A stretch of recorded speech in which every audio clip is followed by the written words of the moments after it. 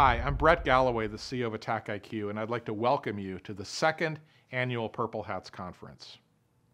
Why are we here? To improve the world's security effectiveness. That's our mission at AttackIQ, and I welcome you to the discussions today in furtherance of this mission. Why does this matter? Imagine a soccer team, even a World Cup qualified soccer team. What would happen if they failed to train? What would happen if they failed to prepare and consider what their adversary was going to do? They would lose. Imagine if you're the best Navy in the world, but your ships never leave the port and you never train to see how well you're going to perform. You would do poorly.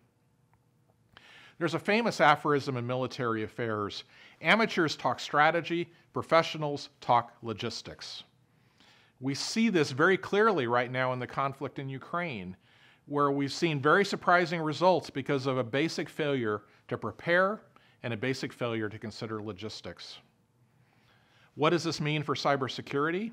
It means cybersecurity teams need to train, exercise, and prepare against known threats to make sure that they are ready.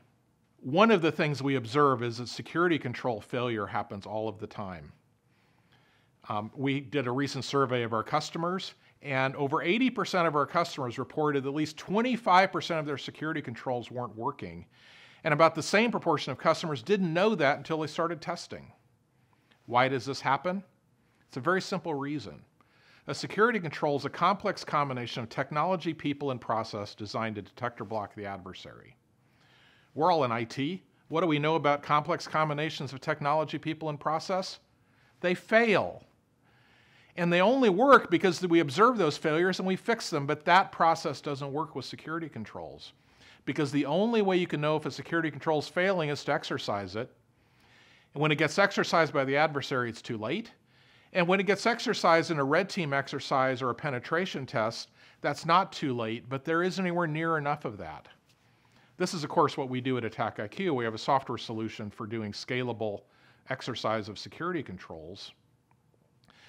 But the consequences of this are really important, because if, like our customers reported, a significant fraction of your controls aren't working, you're really susceptible to cyber attack. And what's worse, consider the spend on that proportion of controls that aren't working.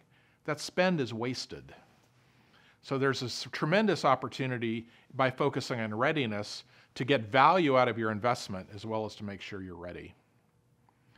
This is the reason why we as a company believe so deeply in the concept of a threat-informed defense and the construct of purple teaming.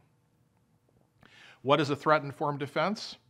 It's taking an adversarial perspective in the design of your defenses, and then it's actually exercising those defenses using adversarial behaviors to make sure that you're ready. That's why we launched this conference. Now, I'd be remiss if I didn't call out the critical importance of MITRE ATT&CK in all of this. The MITRE ATT&CK matrix for the first time has given enterprise security teams the way to communicate systematically about adversary behavior, to reason about adversary behavior, and therefore design your defenses, and of course then to exercise them accordingly. This is one of the reasons why we're so proud as a company to have been invited to be founding research partners of the MITRE Ingenuity Center for Threat-Informed Defense, which is doing additional research in the use and extension of MITRE ATT&CK.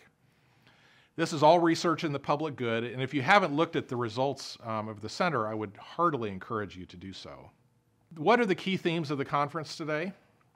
We have two of the most important thinkers in matters of cybersecurity and technology and security planning, Jen Easterly and Richard Danzig, to talk to us today. And we have a bunch of great topics with a focus on threat-informed defense, evidence-based security, artificial intelligence, leadership, and even happiness. The world is getting more complex. We have an increasing number of people competing more and more vigorously in a world that has increasingly important environmental constraints. And at the same time, we as individuals are more and more exposed to the internet and have become targets in cyberspace at the same time that cyber attack has become easier and easier and cheaper to do. To simplify our operational picture, we should focus on preparing for the threats we know. That's what we will do today in the sessions today, with a deep perspective on the issues. As an aside, as a company, we'll be donating to organizations working to address climate change in honor of Earth Week, as well as to UNICEF and to support the people of Ukraine. Our mission is to make the world a safer and more secure place. We're so glad you're here. Thank you.